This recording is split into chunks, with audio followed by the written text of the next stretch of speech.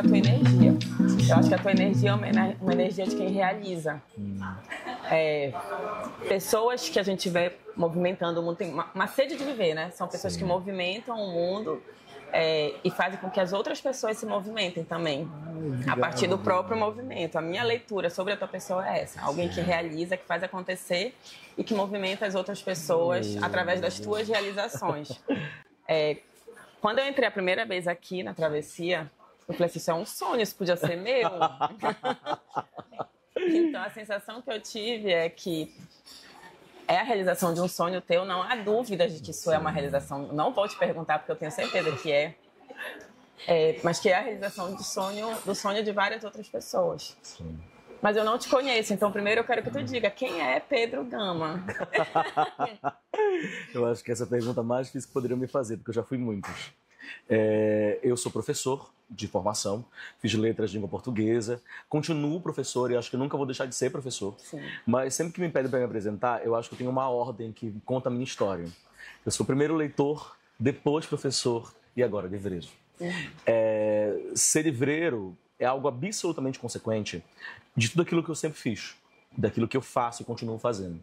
Eu acho que me interessa muito pensar nessa forma que a gente consegue criar pontes entre as pessoas. E eu digo isso tendo pais que não foram leitores.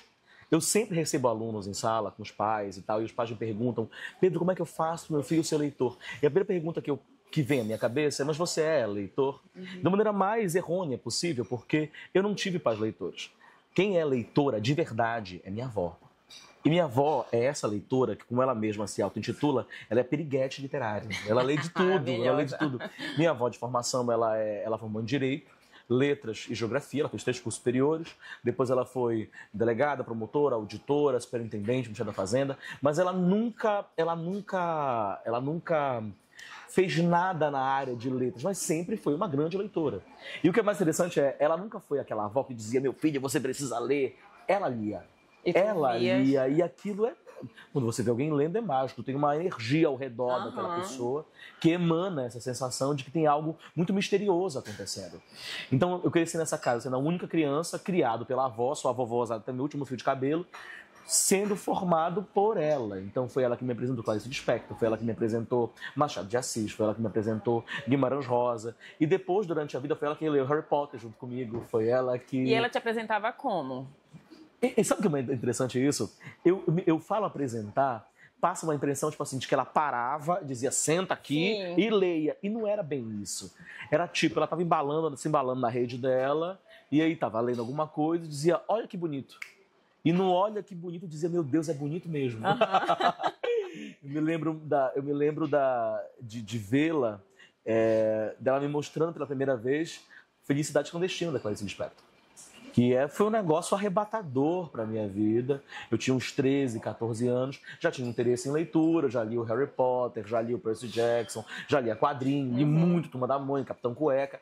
Mas naquele momento foi quando eu entendi a maestria da palavra, eu acho. E para mim tudo volta para a palavra. Para mim a palavra é o material mais importante que existe. E aí eu vou lembrar da Clarice mesmo dizendo que ela quer transformar a palavra num objeto, né? Não pode ser só... Ela quer que a palavra seja um objeto que grita. Sim. E eu acho que é isso mesmo na minha vida. Eu acho que a palavra é sempre um objeto que grita. E eu fico pensando numa coisa. Quando as pessoas elas falam sobre leitura e sobre ser leitor, elas passam uma falsa impressão elitista, eu acho, em relação à leitura, e ela me incomoda muito.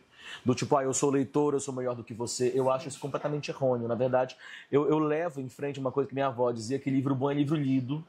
E, acima de tudo, eu acho que ser leitor não me coloca em nenhum ponto acima, nenhum ponto abaixo, mas me faz ser quem eu sou. Quando me perguntam como é que eu encaixo nas minhas 12 horas de trabalho diárias, na minha semana de professor e tudo isso, como é que eu encaixo no meu tempo de leitura, eu preciso responder que eu simplesmente não consigo ver a minha vida sem livros. Eu não consigo. Não vai chegar um momento em que você vai me perguntar o que tu tá lendo agora e eu não tenho o que te dizer. Porque minha cabeça está sempre mudando. Eu digo que eu sou o melhor cliente da livraria, porque eu compro todo dia livro.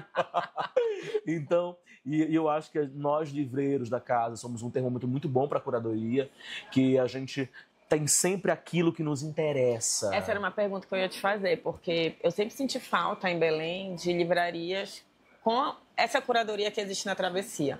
Eu acho que a Fox fazia esse papel, mas não era tanto quanto a gente tem na Travessia. Eu acho que a gente subiu um degrau aí considerável.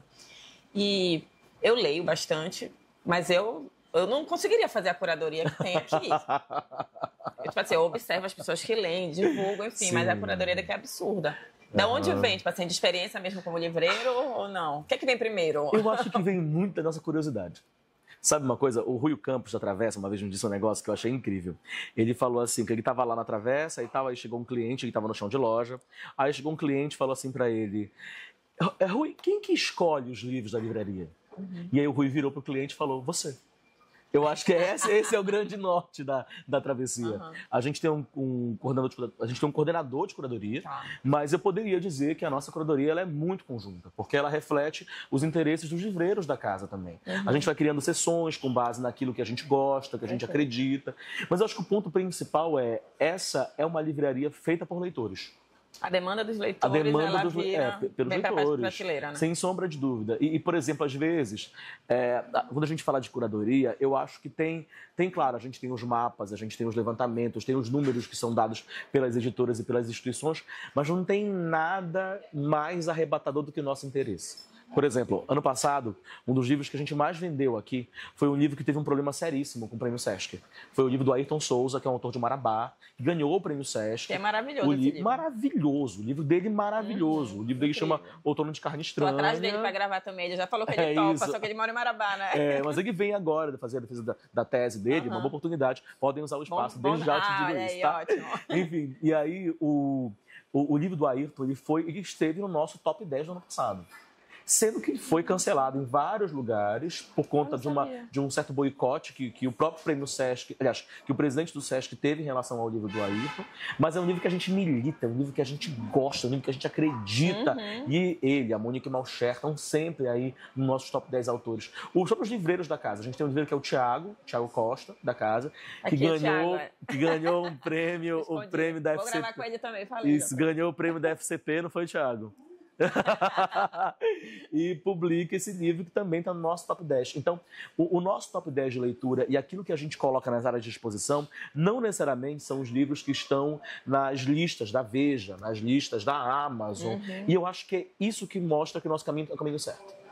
Me perguntam sempre, eu tenho medo da Amazon. Eu acho que eu não falo esse nome 3 vezes para não dar azar. Mas eu Vou acho... cancelar minha assinatura amanhã. Isso, mas eu acho que a gente não faz o mesmo trabalho. Eu acho que a gente não faz o mesmo trabalho. Inclusive, eu te mandei mensagem, bora gravar depois da tua postagem, né? Kindle não é livro, é uma... Kindle não é livro. Eu levanto muito essa bandeira também, né? Kindle é Kindle, sabe? E eu digo isso porque quando minha bisavó faleceu, a mãe da minha avó, que também era uma grande leitora, a minha família inteira brigou por várias coisas. Brigaram por joia, brigaram por terreno, brigaram por tudo. Ninguém brigou pelo que ela me deixou, a biblioteca dela. Impressionante, né? Além disso, eu estava falando, Kindle é Kindle. Sim. Kindle é Kindle. A função dele é ser um Kindle. É diferente, completamente diferente desse objeto. A gente está ouvindo, tem uns 5 mil anos que o livro vai acabar. Assim, toda geração fala que o livro vai acabar. E a gente tem visto que outras formas de comunicação, sei lá, os DVDs, as fitas cassete, aquelas fitas que tinham no VHS, por exemplo, elas acabaram de alguma forma, resistem em pontos muito específicos do mundo, mas o livro está aí, rodando e se reinventando o tempo todo. E estatisticamente a gente tem isso, tipo assim, de aumento e de redução? O que a gente tem, na verdade, no Brasil é hoje, o mapa de leitura é um mapa que ele é desenhado pela SNEL, que é o Sindicato Nacional de Editores de Livros, pela CBL, que é a Câmara Brasileira do Livro. E esse mapa de leitura, ele dá um dado desesperador pra gente. Ele fala que 86%, é algo assim, dos entrevistados no levantamento que eles fizeram, diz que não leu nenhum livro inteiro nos últimos 3 meses. 3 a 6 meses. E isso conta os livros religiosos, conta quem lê a Bíblia, conta quem lê livros dos lugares religiosos que frequentam, né, e tal. Esse é um dado desesperador pra gente. Só que o que eu acho mais interessante é que, na verdade, a gente está perdendo uma análise mais importante do que a análise do número. A análise mais importante é que livro não é sapato. que você faz a medição com base na venda de quantos pares você vendeu. Livro não é igual a blusa, que você faz o mapeamento da distribuição dela e vende por quilo. O livro ele é tão especial, ele é um objeto tão único, que eu digo sempre que quanto mais você lê, mais você lê. Porque a gente tem que pensar que o livro ele não vai ser vendido da mesma forma que esses objetos. O livro é vendido a partir de mediação. Mediação é feita por mediadores. Então, quando a gente tem menos livrarias nas cidades, quando a gente tem menos bibliotecas nas cidades, quando a gente tem professores menos engajados nas cidades, quando a gente tem projetos ligados à política de leitura que são menos preparados nos lugares, é claro que a gente vai ter uma diminuição desse mapa. E o que acontece? O mapa mostra pra gente que a gente tem grandes centros urbanos que têm muitos leitores e tem um vazio demográfico no Brasil, justamente nos lugares em que eu não tenho livraria, em que eu não tenho... E livraria não só como um lugar que você expõe o livro. A livraria é como esse lugar de encontro acima de tudo. Eu acho que a travessia, para mim, e eu digo isso sempre para todo mundo porque realmente foi o meu grande motivo. Quando eu falei em casa que eu ia abrir uma livraria, meu pai se desesperou, minha mãe queria arrancar os cabelos. E sabe o que é interessante? Meus pais diziam para mim na adolescência: meu filho, faça tudo, menos ser professor e comerciante. Aí eu fiz o quê? Letras de uma livraria. Não digam, né? O que os filhos não devem fazer, né? Exatamente isso. Meu filho, faça um curso público, faça direito, foi o desespero deles. Enfim. E aí, o que eu acho mais importante é a gente pensar que, para mim, a livraria não foi um modelo de negócio só. Eu sabia o que eu queria, e a arquiteta daqui, a Manuela Reis, ela sempre fala, ela é uma amiga muito querida minha, e ela sempre fala que foi o projeto mais fácil que ela fez. Porque eu sabia exatamente o que eu queria, onde eu queria, e ela mesmo assim conseguiu dar o toque dela, de elegância e tal, para o lugar. Enfim, mas para mim a travessia ela foi uma forma de combater a solidão, acima de tudo. Eu me sentia muito só como leitor, porque eu tinha meus alunos e estava sempre mediando leitura aos meus alunos, mas eu não tinha grandes amigos leitores. É um pouco do papel do clube, né? Acho que quando eu criei o clube de leitura era isso, é para compartilhar. Isso. Mas eu preciso criar essa bolha porque... Fazer amigos. Falar sobre a mesma coisa, né? Falar sobre a mesma coisa. E ao mesmo tempo, é aquilo, como a gente estava te falando, né? Não é que nem um sapato que você experimenta, serviu, eu vou levar.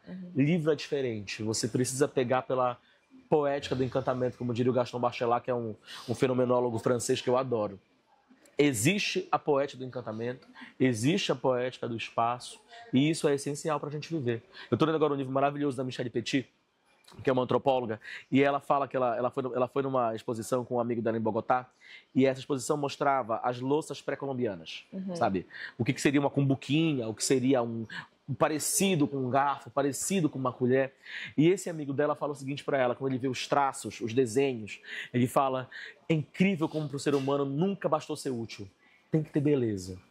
E eu acho que é disso que a gente está falando. A gente está falando de beleza, sabe? O Ferreira Goulart foi muito mal interpretado quando começaram a viralizar aquele trecho do poema que ele fala que a arte existe porque a vida não basta.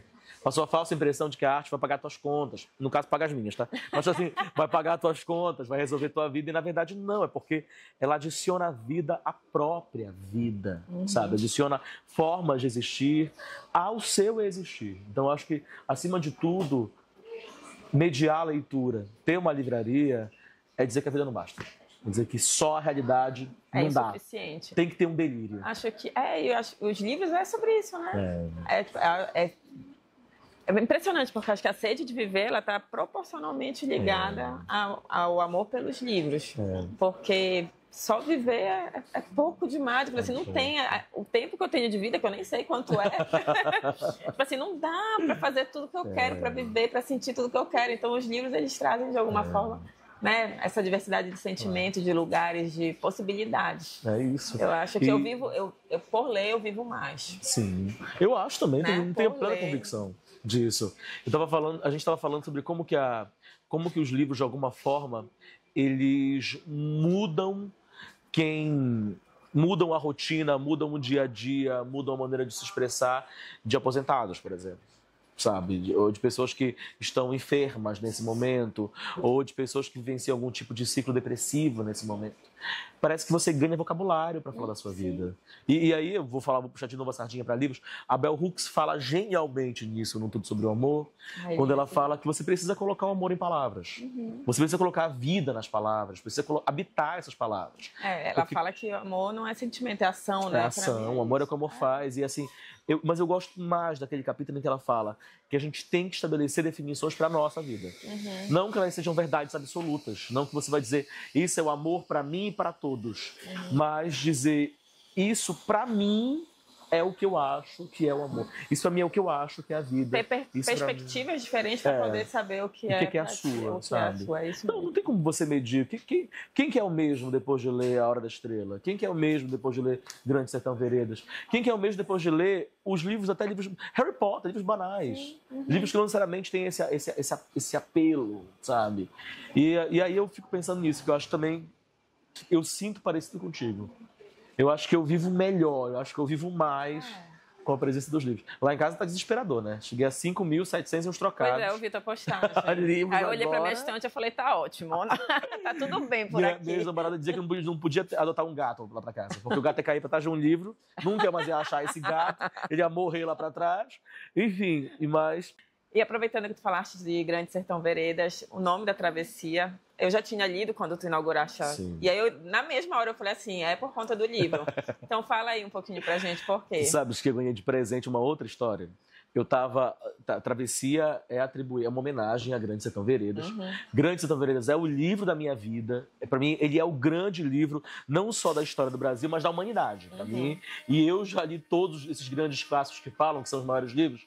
Para mim, nenhum deles se compara. Para mim, todos eles prepararam um terreno para o Guimarães Rosa escrever Grande Sertão Veredas, sabe?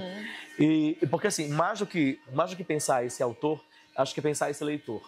Adoro pensar o leitor que foi Machado, a leitora que foi Clarice, o leitor que foi Guimarães Rosa. Não dá para escrever sem ler. E para mim era essa grande homenagem a esse livro que é o livro da minha vida. Travessia é a última palavra do livro, é a palavra que encerra o livro, mas ao mesmo tempo essa palavra que conduz o livro. O livro ele é uma travessia. É uma travessia. E eu fiquei pensando que não dá para falar de Amazônia sem pensar em travessia, não dá para pensar em Belém sem pensar em travessia o tempo todo. Essa é uma palavra muito simbólica pra gente, né? Só que outro dia a Ivana Jinx, que é filha do Raimundo Jinx, dono da livraria Jinx, que foi muito importante para uma geração inteira nessa cidade, inclusive para mim foi muito importante. Ela é dona hoje da editora Boitempo, e ela veio aqui um dia comigo tomar um café, estava conversando e tal, e ela perguntou para mim de onde vinha meu sobrenome. Gama, né? Aí eu falei, olha, Ivana, pelo que eu sei, meu sobrenome é do meu bisavô paterno. Esse meu bisavô, ele era lá de Cachoeira do Arari, a minha família é do Marajó das Duas Pontas, vinha da minha mãe no Marajó, meu pai também, e só que Marajós muito diferentes, cada um deles. Minha mãe de Moaná, que é esse Marajó mais das dificuldades, né? E meu pai de Ponta de Pedras e Cachoeira, que é um Marajó dos campos, né? Marajó das fazendas, que é diferente.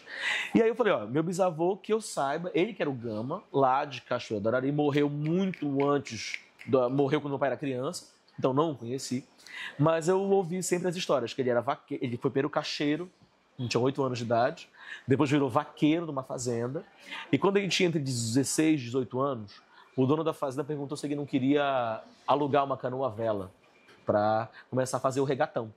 Vinha para Belém, sortia a canoa inteira e subia depois esse rio vendendo, ia para Najás, ia para aquelas cidades do Marajó mesmo, né?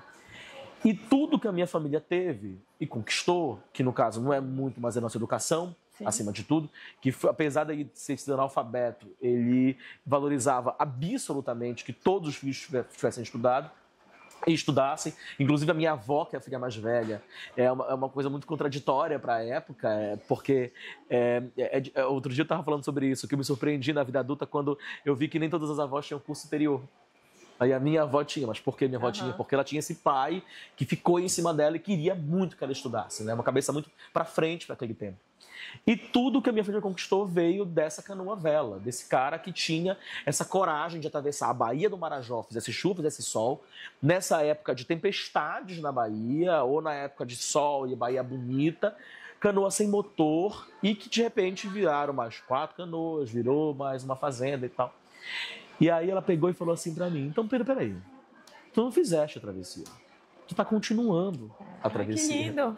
E aí eu acho... E tu acha que é do Guimarães Rosa? E eu falei assim, gente, então eu tô achando tudo errado. Eu ganhei uma história muito mais bonita com essa minha conversa com a Ivana. E eu acho que hoje é isso. Eu acho que hoje a travessia é principalmente uma homenagem a quem fez a travessia antes de mim. Eu tô só continuando. Que lindo. Eu tô só tocando essa travessia. Fiquei emocionado de falar disso. Ficou bonito. É uma história linda.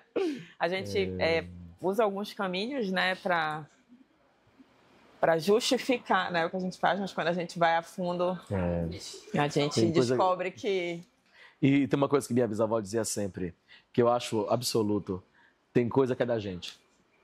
E aquilo que é da gente... É engraçado tu falares isso, porque esse projeto é isso, né? Eu digo que é uma grande desculpa para eu me conectar com algumas pessoas que eu admiro. Assim, eu acho que a gente escolhe alguns caminhos para a gente se conectar com pessoas. Essa que é a realidade, né? No fundo, o que a humanidade quer é se conectar. Essa forma de conexão. E a gente se conecta na vulnerabilidade, né? Eu acho que é nessa abertura, nessa entrega. Que eu acho que é o que os livros dão também, né? Com certeza. Acho que todos os livros, eles têm muita vulnerabilidade nas histórias, né? Porque não tem o que esconder, então acho que a gente se conecta nos livros também com isso. Eu não sei se tu vistes uma reportagem que a BBC fez recentemente falando sobre os comportamentos de leitura do brasileiro. Não vi. E ela falava sobre a dificuldade que homens cisgêneros héteros têm em ler ficção. Porque atribuem uma perspectiva meio sexista à ficção, sabe? Ficção... Tanto que a travessia, ela mostra isso. A gente tem um público que ele é... Mulheres compram aqui 35% a mais do que homens. E a gente tem, principalmente, leitoras de ficção. Então, eu acho que essa relação com o livro, ela é ainda mais importante agora, quando a gente olha na perspectiva estrutural em que eu tenho mulheres interessadas em pensar formas alternativas de existir e homens que não precisam disso. Sim. Então, eu acho que recentemente essa questão, ela ganhou um novo ar para cá, para a livraria, sabe? A gente está tentando, acima de tudo, formar novos leitores. Eu acho que essa é a grande pauta. As escolas privadas, elas têm um formato diferente de trabalhar. Então, eu dei aula no ensino público, dei aula no ensino privado, mas eu tô mais tempo no privado. E hoje em dia não estou mais em nenhuma escola, nenhum cursinho, hoje é só travessia e o meu curso mesmo. Mas na escola privada eu consegui implantar vários projetos com uma facilidade enorme que mostram exatamente esse lugar de privilégio. Esse lugar de que, agora, por exemplo, eu estava no segundo ano de aula de realismo e aí eu decidi ler com meus alunos Dom Casmurro. E aí todo mundo, e foi aquela polêmica do Felipe Neto, que tinha falado que não se apresenta Machado de Assis aos alunos do ensino médio. E eu acho o seguinte, eu acho que o livro ele é o que ele é. Você vai gostar, você vai odiar, mas isso depõe de você, não depõe do livro, né? E aí eu falei, mas eu quero ler Dom Casmurro com eles. E aí passamos 8 semanas lendo Dom Casmurro. Toda semana a gente lia um pedacinho na sala de aula, eu sou professor antigo que lê para os alunos ainda, né? E aí, quando terminaram as 8 semanas, você não tem noção. A sala completamente dividida, queriam fazer um tribunal, dá pra dizer, traiu, não traiu, foi maravilhoso. E traiu ou não traiu? Pra mim, não. Mas assim, pra mim houve traição, mas não foi da Capitu, foi do Dentinho. Mas enfim, mas mais importante do que essa opinião, pra mim, é a discussão. É despertar essa vontade de falar, é despertar a vontade de dizer. E a gente tava falando do Kindle, eu acho, eu tava falando, Kindle é Kindle pra mim, e essa é uma opinião minha, enfim. Mas eu acho que o Kindle, a grande questão dele é que é mais uma tela. Mais uma tela de tantas telas. O livro é fuga das telas. Para mim, o livro de papel é fuga das telas. Fuga das telas. O que eu acho ainda mais importante, você não forma leitores com livro digital. A formação de leitores na infância, a formação de pré-leitores, leitores intermediários, leitores avançados, que acontece ali dos 3 até os 12 anos de idade, ela é feita no livro físico. E ela é feita no livro físico por uma série de questões. Mas a principal delas é que o livro digital, ele por si só, ele não cria a sensibilidade do objeto como a gente precisa, para que haja continuidade naquela formação. Pode gerar o conteúdo de uma prova que você faz na escola, mas para continuidade... A tecnologia em si, ela não é ainda acessível, né? Então, como é que a gente pode querer usar o Kindle, né? É isso. Mas também, para a minha opinião em relação a isso, acho que não é nada demais, acho que... Não, acho que é uma escolha. Acho que é uma escolha. Mas acho que a gente também tem que ter clareza dessas coisas. clareza das corporações que estão por trás disso, clareza do que essas corporações elas querem com nossos dados, clareza do que a gente fala hoje, que é o capitalismo de vigilância. Não dá para você pensar a sociedade sem imaginar esse adoecimento que acontece a partir dessa monetização de dados. Então eu acho que, mais do que nunca, ter uma livraria de rua na cidade é uma forma de reexistir, de ressignificar a existência. Tu estás fazendo isso lindamente. Incrível.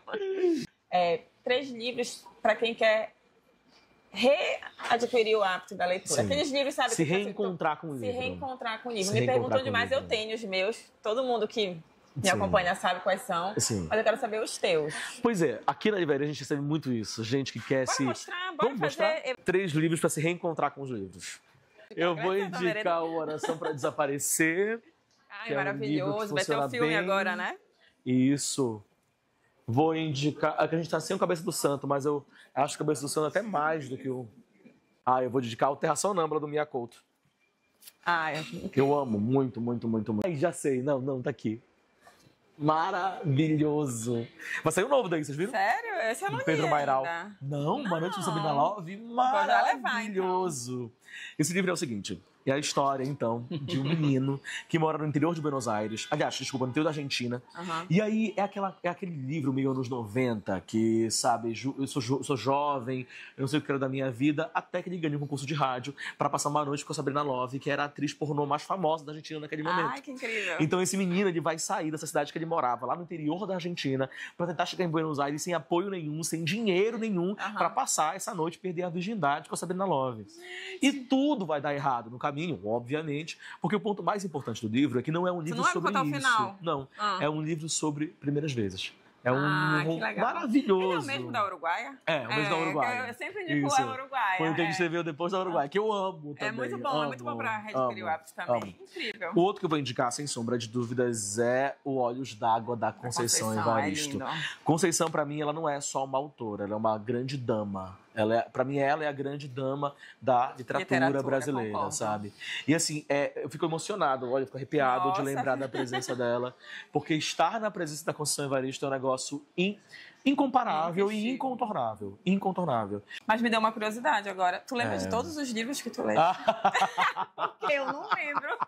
Tem uns que me perguntam, mas pera lá, eu não lembro o que é que você falava. Eu sei dizer se eu gostei, se eu não gostei. Tem uns que me marcam. Eu tendo a lembrar, mas não é que eu lembro detalhes. Alguns eu lembro frases inteiras.